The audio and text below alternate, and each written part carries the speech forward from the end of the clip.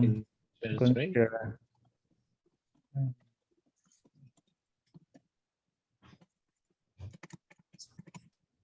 Can everybody see my screen? Yes, it's full screen. Okay, great. So first, thanks all the organizers for giving me such opportunity to present my work. I'm a postdoc from the Shujiao Li's lab in the JSON laboratory. And today I'm going to show you my recent work on JSON's metabolite services, which is a Python package to bridge genome scale metabolic models and metabolomics data. Oh, yes. So what is the genome scale metabolic model, or GEM?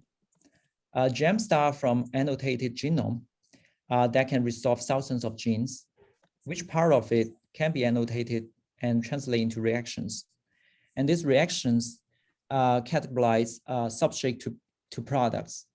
And all this information can actually reconstructed into a metabolic network that actually serve the knowledge base for the organism, for the metabolism in an organism.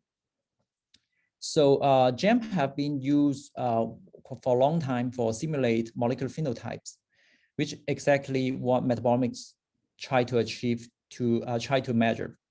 So there are clearly a straightforward connection between them, but actually there are a few tools to be able to directly address this. So I here present you the JSON's metabolic service, which is a Python package to connect these two components. So on the left side is experimental data from LC-MS, and we have the thousands of metabolite features that can be wrapped into impure compound. This is basically a group of adducts that summarize some of the features. And on the right side is genome scale model, which standard in a standard format is SVML. And we need to convert it to metabolomics computable structure. And here we use a JSON format to wrap the list of compound, reaction, and pathway together. And the list of compound is basically the theoretical metabolite database. And it will be also wrapped into impure compound, summarize all the isomers. And then these two components can be communicated by the empirical compound.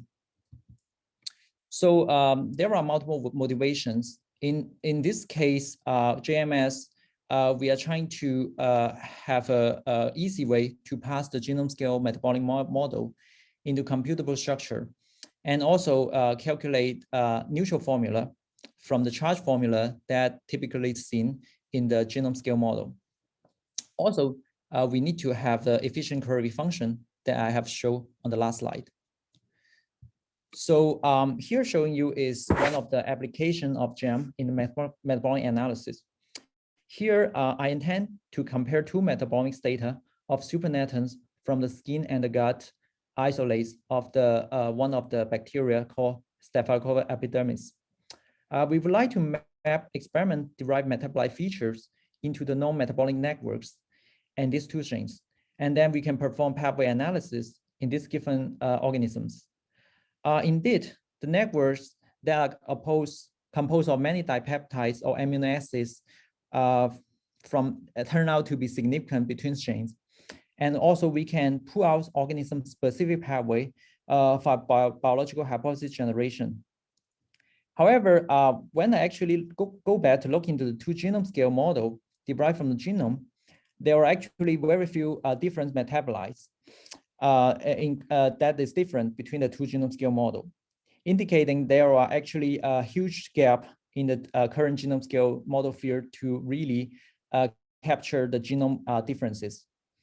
And on the other side, if we have the existing genome scale model from STEP-EPI and we map the metabolic data onto it, also there are very few mapping between of experimental data to the genome scale model, indicating there are two ways of improvement need to be done.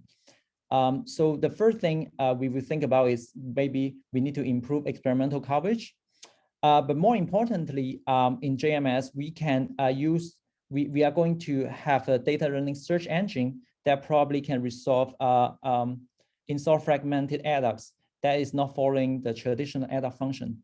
And also, as we shown previously, that the reactions actually can, the biochemical modification can be predicted from experimental data, and that compared to the in-source modifications.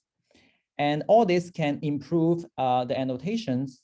And also in the genome scale metabolic model, we can encode a probabilistic function in the annotation of the genes to increase the chemical space in the genome scale model that have more possibility to get a map in the model that drive new hypotheses.